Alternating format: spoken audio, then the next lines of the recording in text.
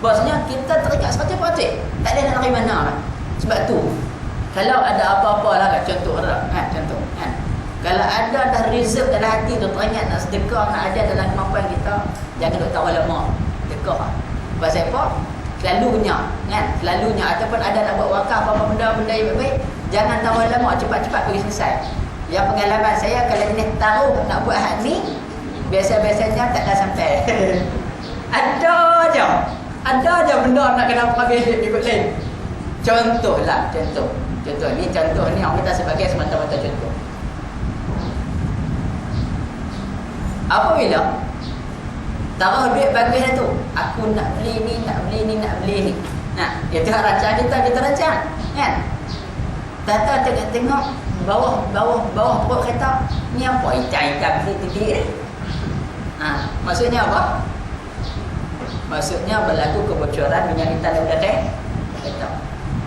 Bila pergi hantar ke bengkel, buka tengok ni enjin pecah. Tak nampak pecah, head tu bengkok. Minyak hitam kurang, air masuk. Tanya berapa cat? Tak banyak. Ni kalau buka dalam 400 ya. Ni contoh dah. Hak tu yang tak terlintas, kita nak main. Kita rancanglah nak buat kebajikan gini. Kebajikan jangan tangguh. Allah tu kita gitu. Buka, tengok. Ustaz, saya tahu Ustaz sekarang tak boleh guna. Pasal apa? Dia punya skru dah lus. Buka skru tengok, berapa ni tengah sampai hujung-hujung lus. Dahsyat.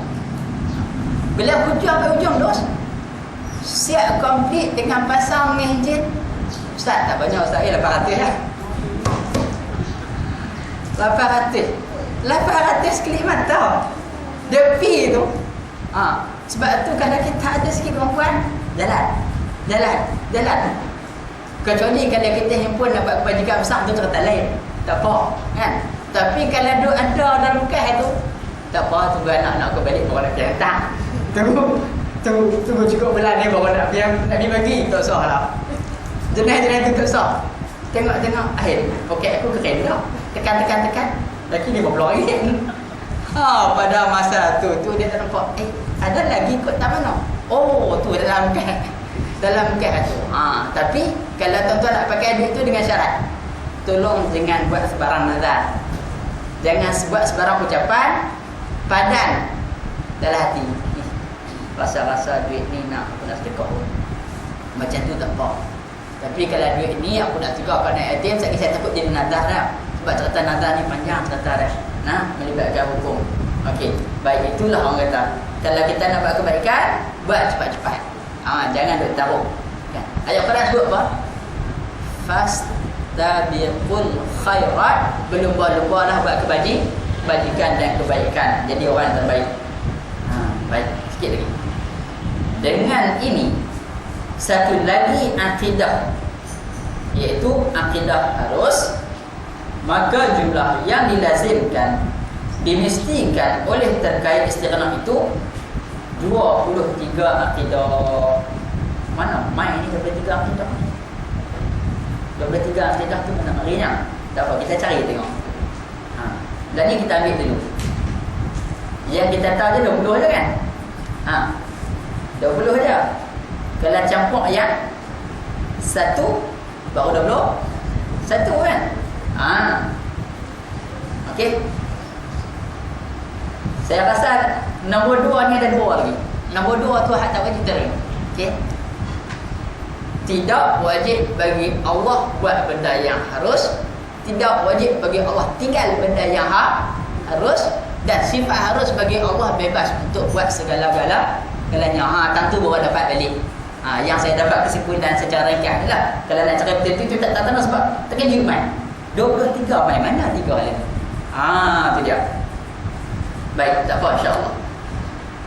Habis dah cerita istighna Allah Ta'ala, tergaya Allah Ta'ala. Pokoknya bila kita mengaji tauhid ni, kita mengaji sifat Allah. Macam tu ke panggil Allah Ta'ala, macam tu ke sifat zat Allah Ta'ala, ya. Dan erti iftiqar ialah segala yang baharu berkehendak kepadanya. Gariskan hantu siapa ada pen pensil nak pergi senang ingat.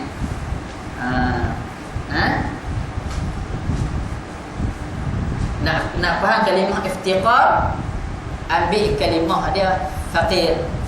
Fakir itu orang yang tak cukup, orang yang berkehendak, memerlukan. Okey, segala yang baharu berkehendak kepadanya. Kita baca nombor 37. Subhanallah, baca nombor 37 ni habis ke? Panjangnya. Tak apa panjang pun. Okey, baik.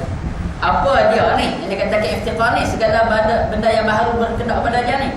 Okey, katanya berkehendak, iaitu segala yang baharu berkehendak kepadanya. Kepada apa ni? Kepada zat Allah. Dari tafsiran ini dapat diketahui bahawa iftiqar itu adalah sifat makhluk. Tidak, iftiqar ni sifat makhluk. Pasal apa? Kalau Allah Ta'ala ada sifat iftiqar, bermakna Allah Ta'ala tak cukup sentiasa berkehendak kepada yang lain. Tak, Allah Ta'ala terkaya daripada yang lain.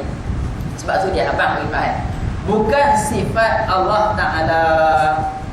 Maka tiada harus bagi seseorang mengiktikadkan bahawa iftiqar itu sifat Allah Ta'ala, melainkan jika disertakan dengan pemerhatian kepada muta'alliqnya.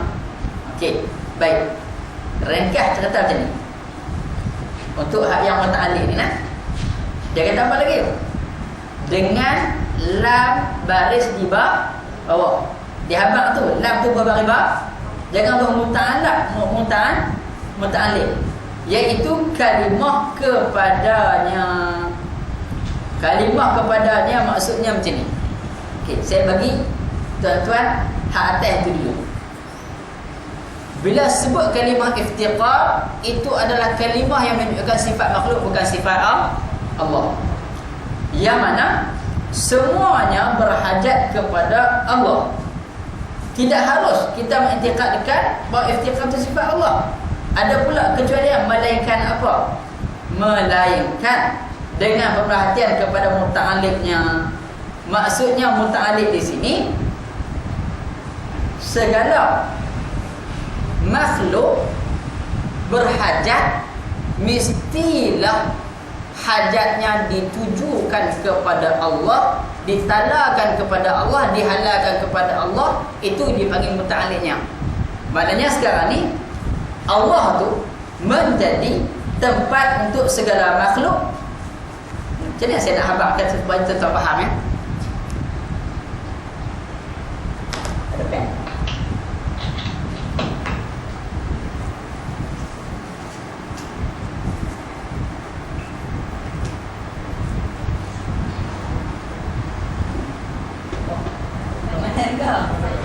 Ya Allah, ya Rabbi. Tak apa. Saya tulis ni ya. Kau dekat kan? Okey. Nampak awak dekat?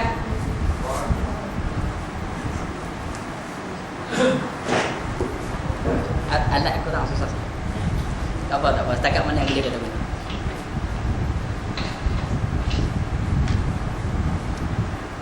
Kalau mengaji, iftiqar itu adalah sifat makhluk. Maksudnya proses antara apa yang makhluk hajat kepada Allah. Muftaqir, dari segi bahasa muftaqir, iaitu orang yang berhajat kepada Allah. Muftaqir diubah satu baris, maka muftaqar, sesuatu yang dihajat kepadanya. Saya ulang balik. Iftiqar merupakan proses kita hajat kita kepada Allah. Antara manusia dengan Allah, antara makhluk dengan Allah, proses hajat tu, kehendak tu dipanggil iftiqar. Okey? Kalau sebut muftaqir, orang yang berhajat tu. Segala hamba kita boleh gunakan sebagai muftaqir. Tulis sebab nak tulis. Tak apa kita tak payah dia.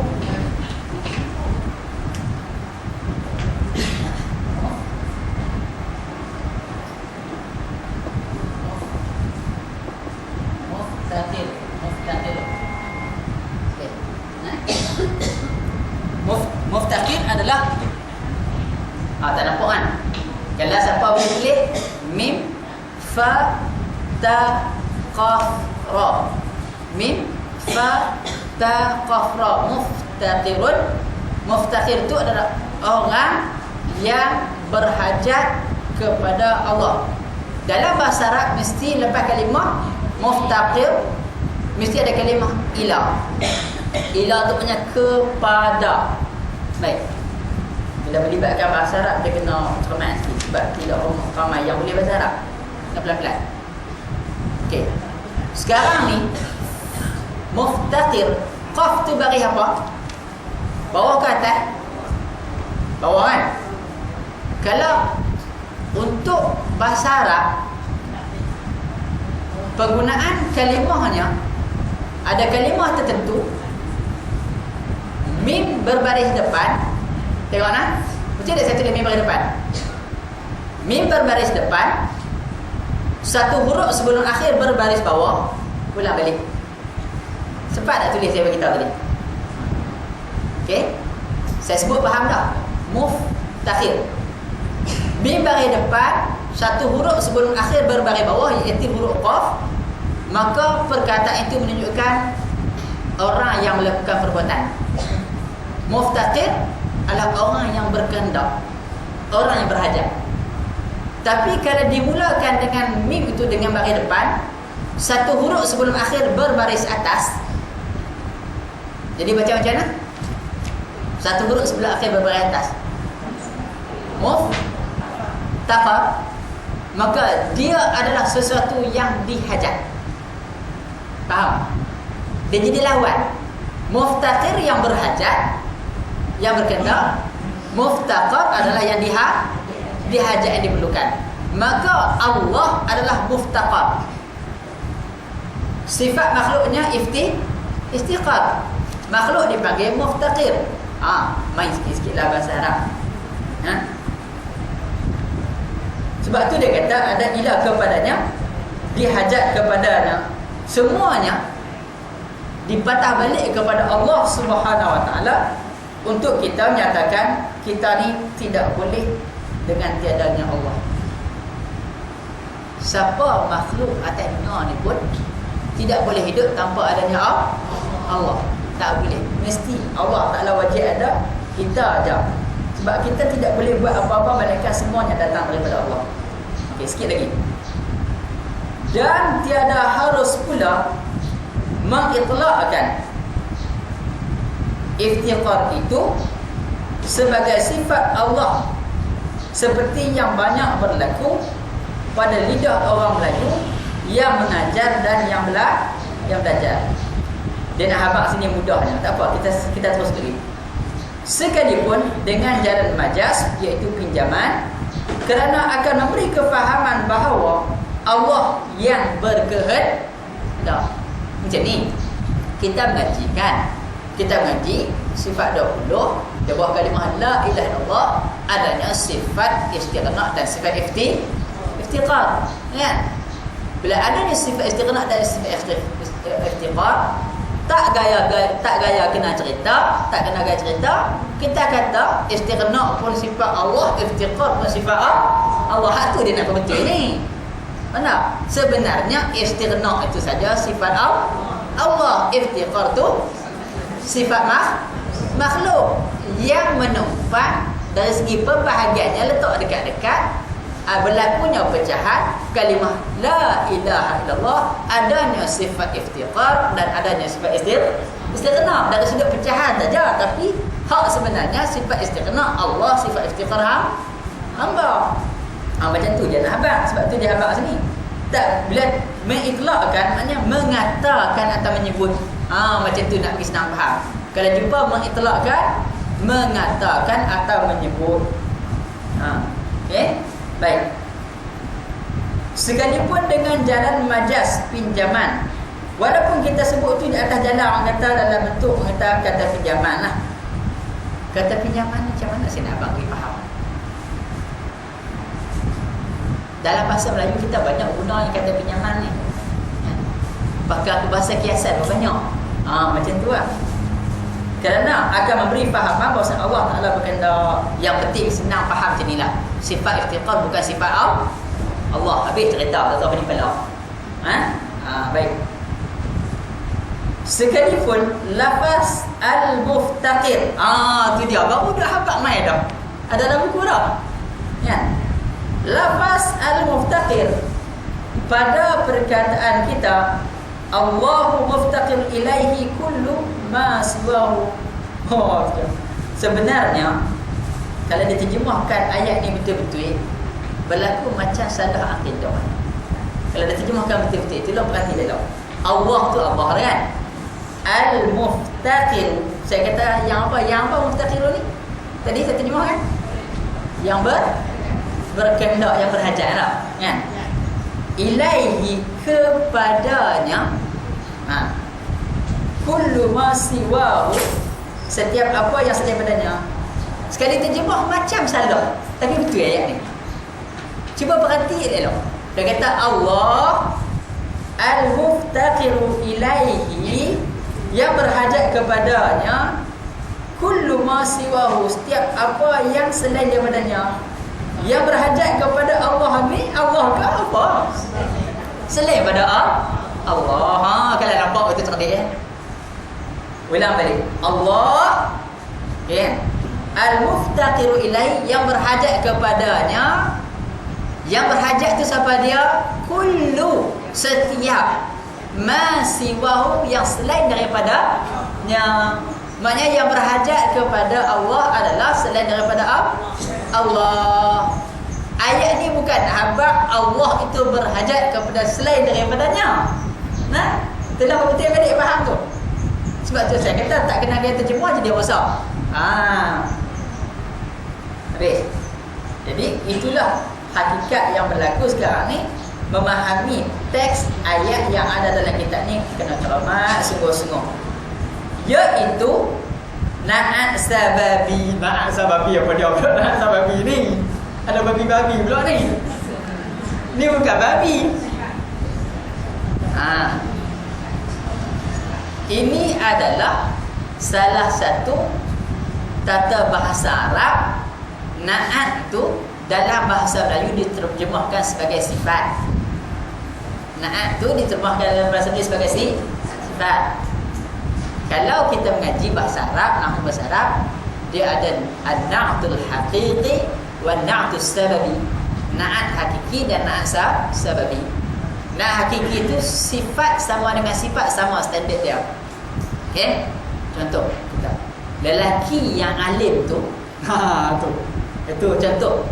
Standardnya sama lah. Tapi kat sini dia kata na'at sababi, kalimah yang depannya sekarang ni Allah. Kalimah yang pertama adalah Allah. Al-muftaqiru ilaihi, sampai habis Allah itu yang berhajat kepadanya tu. Kalimah selepas Allah tu menjadi sifat. Jadi sifat kepada Allah, nak menyatakan sebab. Tu ni. Dia bila sebut na'at tu sifat, sababi itu sebab.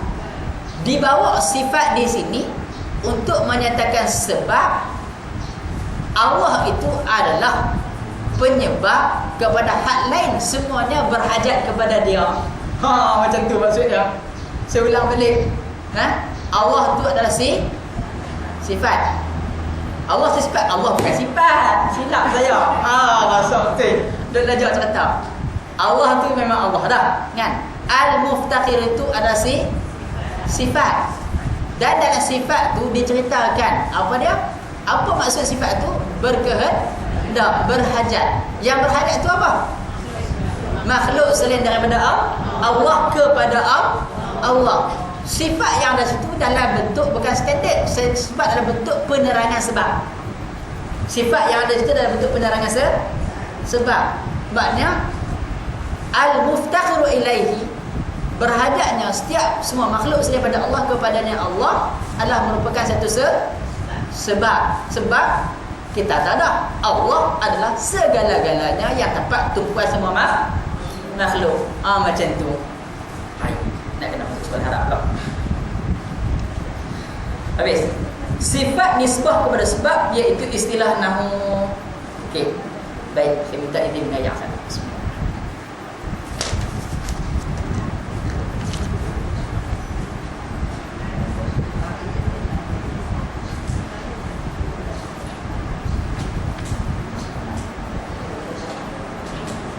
Okey.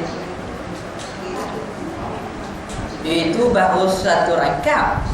Tak apa. Pokoknya mengaji kitab kecil pun tak kecil lah kitab ni. Maka ulama mengharamkan apa yang kurang keji. Betul kan ni? Maka ulama mengharamkan apa yang kurang keji daripada perkara ini. Nak fahamkan kurang keji tu? Seperti seseorang berkata, Allah Ta'ala yang menjadikan kera, contoh dia bagi bagus-bagus lah. Tahu lah, bagus sikit kalau bagi bewak. Kan? Bagi kera tu bagi bagus dia tu.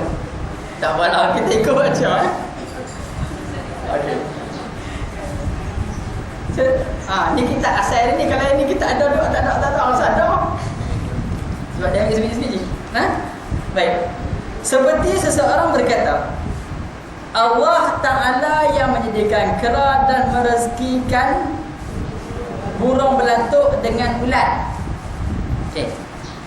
Dan mengitlaqkan, mengatakan iftiqar ini kepada Allah Ta'ala adalah terlebih keji daripada apa yang tersebut itu. Dan apa-apa ni sambung sikit lagi. Walaupun di dalam hati dimasukkan setiap yang lain iftiqar kepadanya Ta'ala, kerana lafaz yang diitlaqkan itu memberi sangkaan tersebut. Okey, cerita dia gini. Lalu seseorang tu dia nak hafal, dia kata setiap makhluk berhajat kepada Allah. Tapi dia sebut ayat yang bentuk yang lain dengan lafaz yang lain. Hati dia betul dan i'tiqad dia betul. Tapi dia nak habaq bercakap tu tak kena gaya. Faham tak? Tak kena gaya. Cuba dia kata, tengok dia kata apa? Kita ulang balik. Dia kata Allah Ta'ala menjadikan kera dan merezekikan burung belatuk dengan ulat. Jadi kalau kita tengoklah di sini, apa kaitan kera, apa kaitan burung belatuk dengan ulat? Apa kaitannya yang kita cerita ni?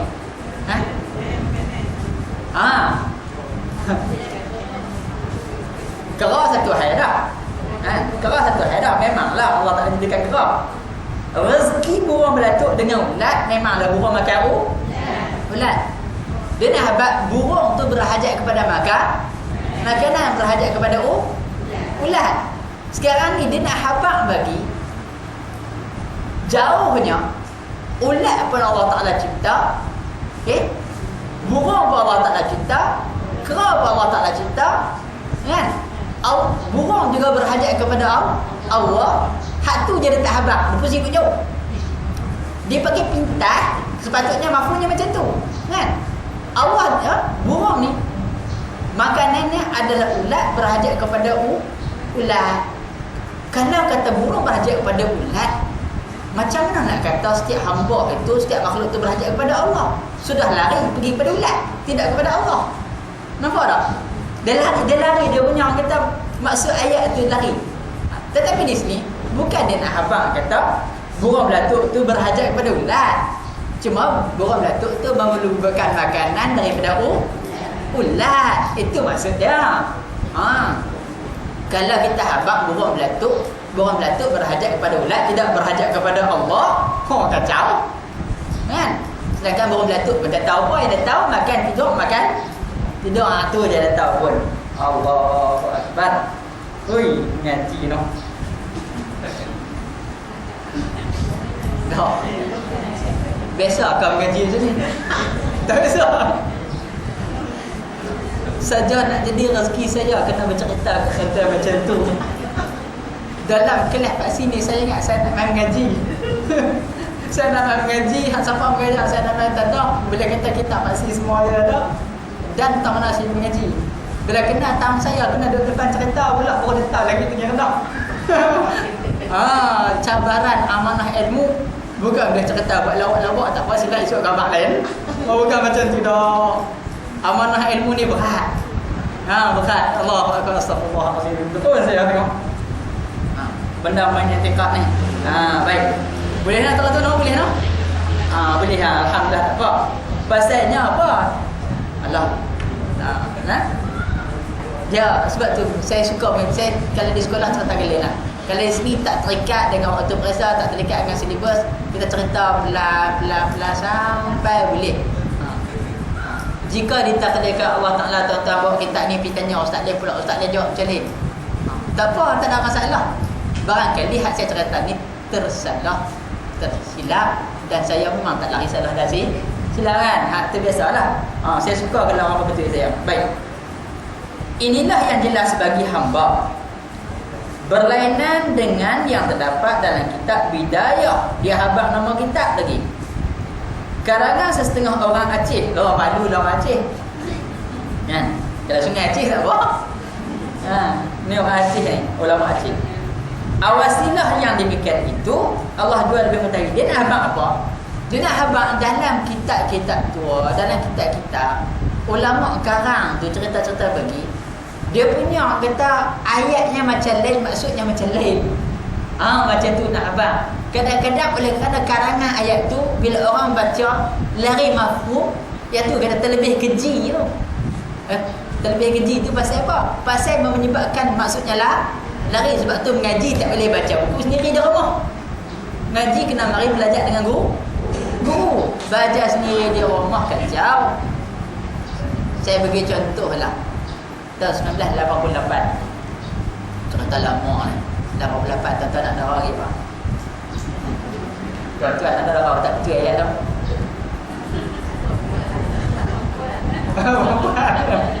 Okey, tak apa nak pergi langan tu kan.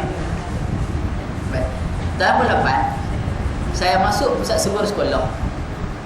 Saya nampak kitab yang kecil je, lebih kurang macam ni kitab saya, kitab dia. Lebih kurang dalam 150 surat 200. Ada gambar tubuh orang, ada gambar tasbih, ada gambar cahaya. Mungkin sebahagian tuan-tuan dan puan pernah tengok kitab tu. Tajuknya Mengenal Diri dan Wali Allah. Mengenal Diri dan Wali Allah, karangan Ustaz Muhammad Mustafa Al-Jayashi. Bila saya ambil kitab tu, saya zaman sekolah saya tak pernah kenal apa itu tasawuf. Tak pernah kenal, saya tahu. Jadi apabila saya ambil kitab tu, saya baca tajuk-tajuk dia. Memang tajuk-tajuk yang saya baca dalam kitab tu saya tak pernah lalui, tak pernah belajar, tak pernah tempuh. Sengaja nak ambil tahu. Rupanya kitab tu menceritakan perjalanan manusia untuk sampai kepada mengenal Allah secara hakikat. Dengan tarekat. Dia ajar bagaimana nak mengasuh jiwa manusia, bersihkan hati, bermula dengan nafsu ammarah. Selepas selesai nafsu ammarah pi nafsu lawamah. Lepas nafsu lawamah pi nafsu mulhamah. Lepas nafsu mulhamah pi nafsu apa? Mutmainnah.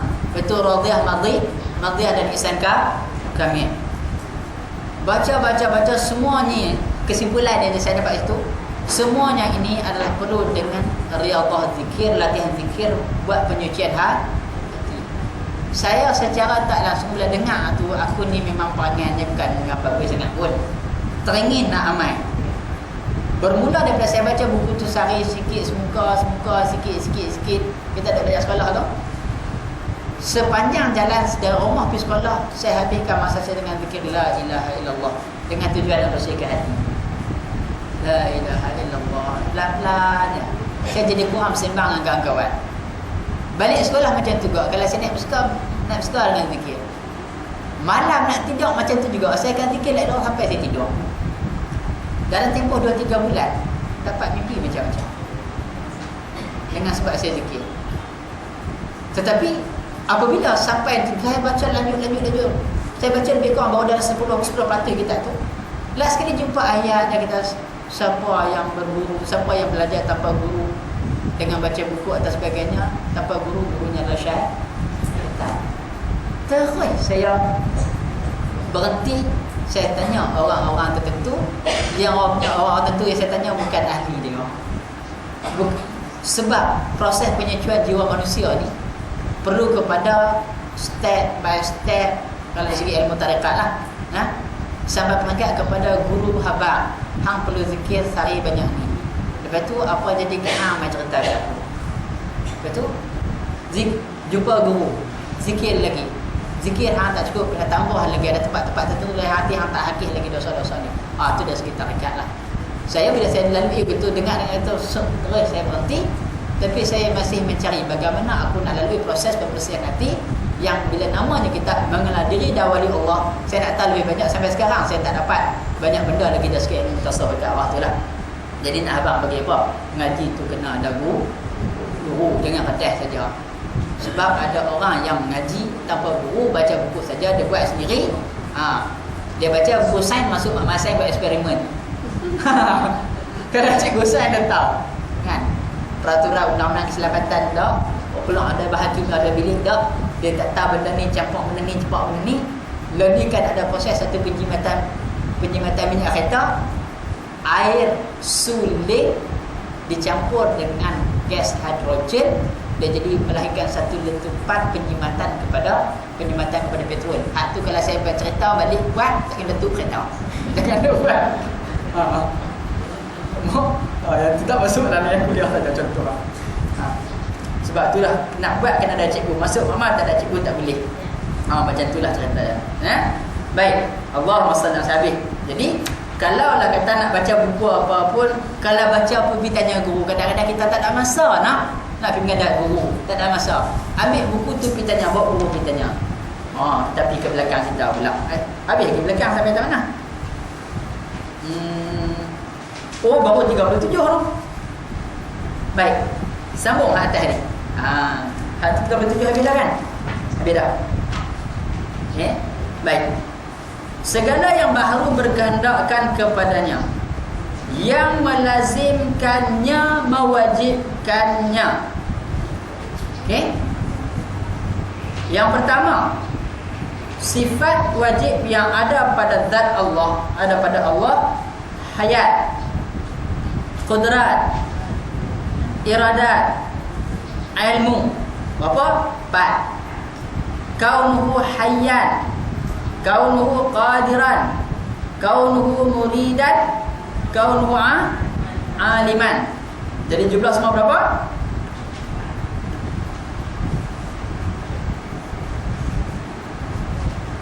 8 kan? Tidak? 8. Hayat, qudrat, iradat, ilmu. Kaunuhu hayyan, kaunuhu qadiran, kaunuhu muridan, kaunuhu aliman. Bagi yang menyabitkan sifat-sifat manawiyah dan wahdaniyah. Baik. Apabila segala sifat ini wajib, segala lawannya pula menjadi mustahil. Maka jumlah yang dilazimkan oleh iftiqar itu adalah 18. Aqidah. Dia pusing untuk pula dah, kok mana 18 ni? Tak apa. Sebelum kita nak kira 18 tu, sebelum kita nak kira 18, lagi macam ni. Kita kena faham bahawasanya 8 sifat sampai kaum aliman kan? Wahdaniyah masuk tak? Wahdaniyah masuk tak? Wahdaniyah juga masuk bagi yang terima sifat manawiyah dan wahdaniyah. Tak apa. Jadi 9. Baik. 9 yang ada ni merupakan sifat yang wajib bagi Allah di bawah kategori sifat iftiqar. Baik. Cuba kita tengok balik nah. Yang pertama ada kita hayat, hidup. Yang kedua apa? Qudrat. Yang ketiga iradat. Yang keempat ilmu. Baik. Seandainya ke-9 sifat ni tidak ada pada zat Allah Subhanahu wa taala, bagaimana seluruh makhluk nak bertumpu kepada Allah, berhajat kepada Allah? Kan? Dia kata macam mana aku nak berhajat kepada Allah? Allah Taala tidak ada sifat hidup. Allah Taala mati. Faham? Dah mustahil sifat mati bagi Allah. Yang kedua, kudrat. Bagaimana aku perlukan tenaga, aku perlukan segala kekuatan atas dunia, sedangkan Allah Ta'ala bersifat lemah. Bagaimana aku nak berkehendakkan sesuatu sedangkan Allah Ta'ala juga tidak berkehendak? Tak boleh itu.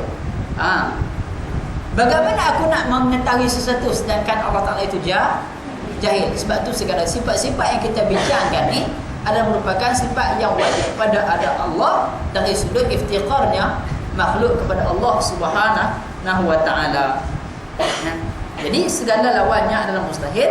Dia kata jumlah yang dilazimkan oleh iftiqar itu ada 18 akidah. Yang ni yang susah nampak ni. Nampak ada 18 tu tak mana? Nampak tak? Tak nampak? Dapat cari tak?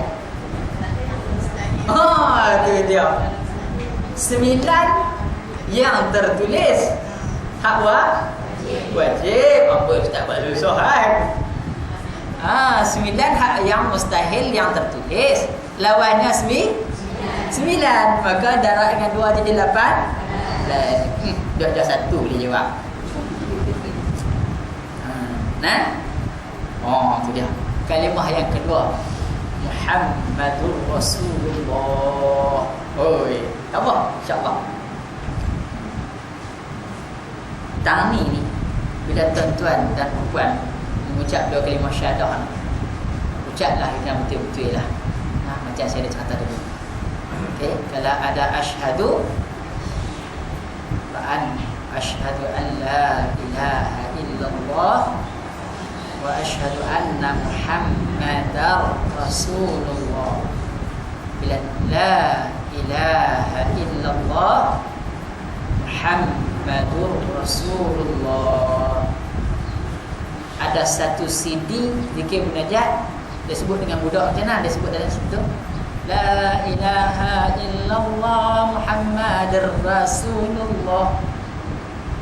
Muhammadur saya tak tahu bagi apa.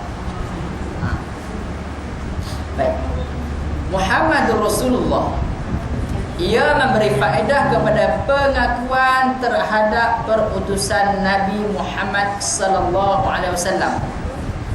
Memberi faedah apa? Pengakuan terhadap perutusan Nabi Muhammad sallallahu alaihi wasallam. Pertama, kita mengaku ketuhanan Allah. Sekarang kita mengaku perutusan Muhammad ini adalah manusia, orang yang diutus khas oleh Allah Subhanahu wa Ta'ala. Dan yang pasti darinya ialah membenarkan pada setiap apa yang didatangkannya. Termasuk wajib membenarkan sekalian Rasul itu beserta dengan sifat-sifat amanah, tabligh dan patanah. Jadi dalam kalimah Muhammadur Rasulullah ada beberapa perkara. Yang pertama, kita mengaku kenabian dan kerasulan Muhammad sallallahu alaihi wasallam. Perkara yang wajib ada. Yang kedua apa dia? Mengaku dan membenarkan segala apa yang dibawa oleh Muhammad itu adalah semuanya benar dan datangnya daripada Allah. Tu tujuan kita mengaku Nabi tu. Sebab itulah kita menolak mana-mana bahagian syarak mencacatkan akidah. Baik, jaga elok. Tak kira lah atau pusaka ke, poligami ke, apa ke, minta maaf lah. Banyak benda kalau kita nak bincang tu kan. Kalau kita atau pusaka, dia fikir mana boleh ustaz, mereka dapat 2, kami dapat 1. Jangan ada bunyi gitu. Tolong. Tak payah serta banyak mana dapat, terima je lah. Cara adat lagi baik kan? Tak mau. Itu satu. Sebab Quran sebut dengan terang, lidzakari mithlu hadzil unsayain. Lidzakari bagi lelaki, mithlu hadzil seperti habuat 2 wanita. Itu tak ada lari dah. Maka bila bagilah harta dengan faraid, dengan ikut adat, dengan ikut suka hati. Saat ni kot-kot bila kita dah habis umur, makan jadi habis antara, masuk dalam kubur Allah Ta'ala tanya, dari mana dapat harta, cara macam nak hang bagi, aku ikut adat. Adat ni siapa punya, dia tanya. Nanti kita nak jawab. Baik. Lagi, termasuk wajib membenarkan sekalian Rasul. Di samping disebut Muhammad Rasulullah, bukan setakat kita menerima Muhammad itu sebagai Rasul dan Nabi, maka wajib juga kita beriman dengan Rasul yang terdahulu.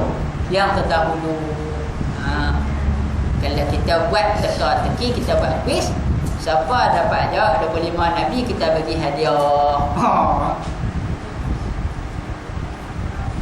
Dia tanya cucu sebelah, cuba nyanyi sikit.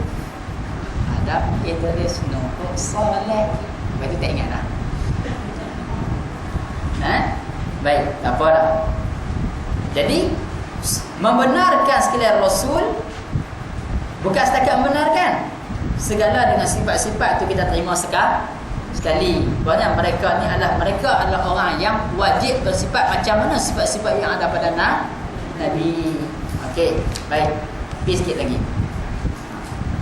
Kalau baca laju itu cepat habis. Termasuk juga yang mustahil ke atas mereka, iaitu dusta, khianat, bodoh dan sembunyi. Dan lagi termasuk yang harus bagi mereka, iaitu sifat manusia yang tiada membawa kepada kekurangan pada hak mereka, kerana bahwasanya penghulu kita Nabi Muhammad SAW datang dengan wajib membenarkan sekalian itu. Jadi kat sini nak abang bagi apa? Pertama, kita sebut Muhammad Rasulullah, terima Muhammad sebagai utusan Allah. Yang kedua, terima apa sahaja yang dibawa oleh Muhammad sallallahu alaihi wasallam dari syariat dan segala-galanya. Yang ketiganya, beriman dengan segala-segala rasul dan sifat-sifat nabi-nabi alaihi wassalam. Bila kita masuk dia sifat, maka sifat yang wajib bagi Nabi ada berapa? 4. Lawannya ada berapa? 4. Yang harus ada berapa? 1. Okey, 4 campur 4 campur 1 jadi berapa? 9. Itu dia. Tuan guru kita mai bawa anak tak apa. Maka 9 akidah ini jika dicampurkan dengan yang telah lalu, nescaya sekaliannya menjadi 50. Betul ke 50? Jika kita berkata bahawa ahwal itu sabit, tetapi dengan ketiadaan sifat idrak dan takwin. Sifat idrak dan takwin kita tak kira masuk. Okey. Dan takwin juga sifat manawiyah yang melazimkan kedua sifat tersebut dan mustahil lawannya sekalian. Jadi kita nak bagi habis sikit lagi. Jika kita berkata sekalian itu sabit, nescaya sekalian akidah yang terhimpun oleh dua kalimah itu menjadi 58. Tidak 58. Okey, tak apa. Ni nak suruh tiap hari baca apa habis tu. Mula-mula atas sekali rakaat atas ni 9 sifat Nabi kan. Lepas tu ada 50 juga. Bila dicampur dengan hak lama-lama tu 20 campur 20, faham tak tu? Campur 1 jadi apa? 41. Jumpa dah tu? Nampak dah kan? Okey. 20 campur 1 jadi 41. 41 itu hak yang pada Allah. Sekarang ni 9 pada Rasul jadi 50 kan payah. Sembang. Ya, baik. Adapun jika kita berkata dengan ketiadaan ahwal dan sekalian yang tersebut itu, maka jumlahnya 36 jua, iaitu dengan digugurkan sifat-sifat ma'nawiyah yang 7 dan segala lawannya sebagai bilangan yang tiada diiktiqadkan berjumlah 14 akidah dan digugurkan lagi idrak dan takfir, dan yang ikut keduanya yang demikian itu berjumlah 8 akidah. Jadi cerita dia gini, semua dah kita dapat 50.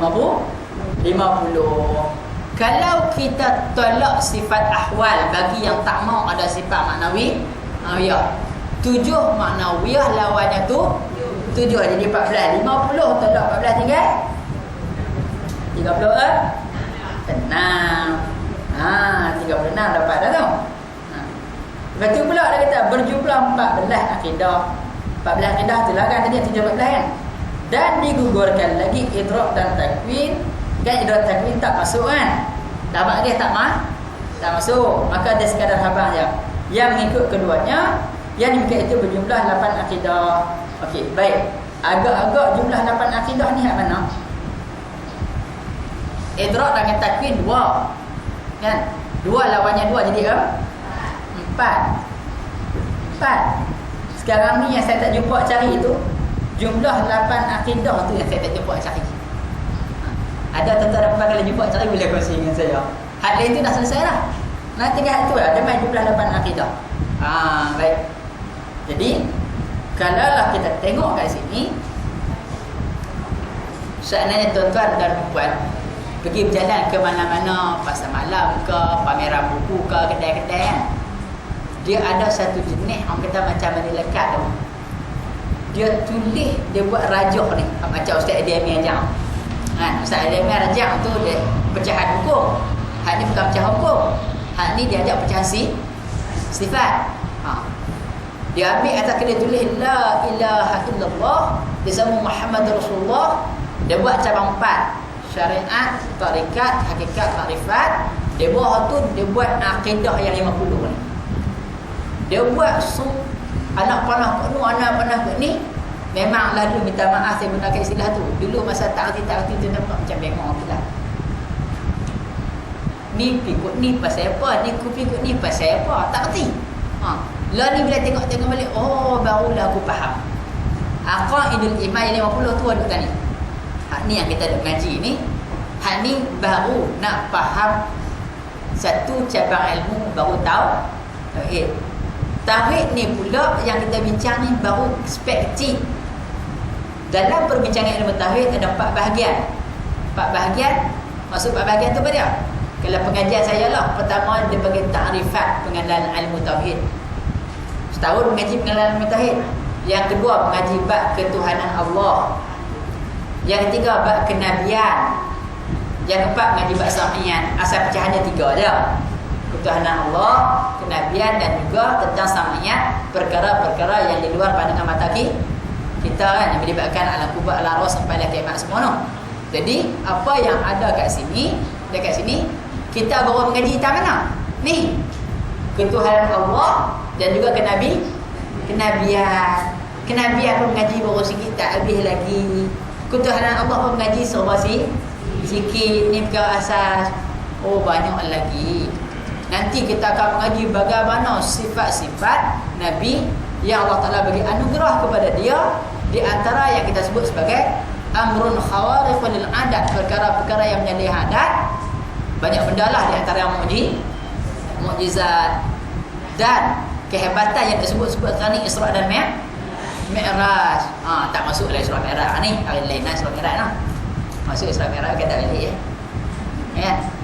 Maksudnya kalau kita tengok balik apa yang ada kepada kehidupan Nabi sallallahu alaihi wasallam, kita keluarkan perbincangan sifat manusia biasa yang ada pada Nabi tu kan, maka kita tengok bagaimana Allah Ta'ala hantar keistimewaan yang menguatkan kenabian Muhammad SAW ini dengan berbagai-bagai cara, sampai perangkat yang saya paling takjub sekali dalam peristiwa Isra dan Mi'raj ni apa dia? Bukan cerita semua, ambil satu je. Okey, saya nak tanya, Nabi Muhammad SAW Isra roh dan jasad ke roh saja? Roh dan jasad. Itulah jawab soalan saya. Apakah jenis oksigen yang Nabi Muhammad pakai naik ke langit?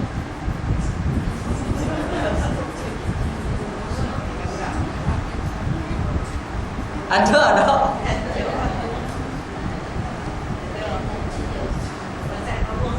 Subhanallah. Sebab itulah ayat bermula subhanallazi. Seandainya kita pergi tauhid, kita kait dengan tu rasa cukup kuat kita punya kata apa?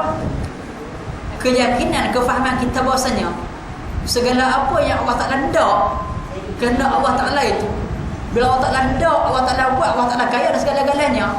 Sampai manusia biasa yang sepatutnya pakai benda adat untuk oksigen dapat, tak perlu oksigen. Tak perlu. Perlu dalam konteks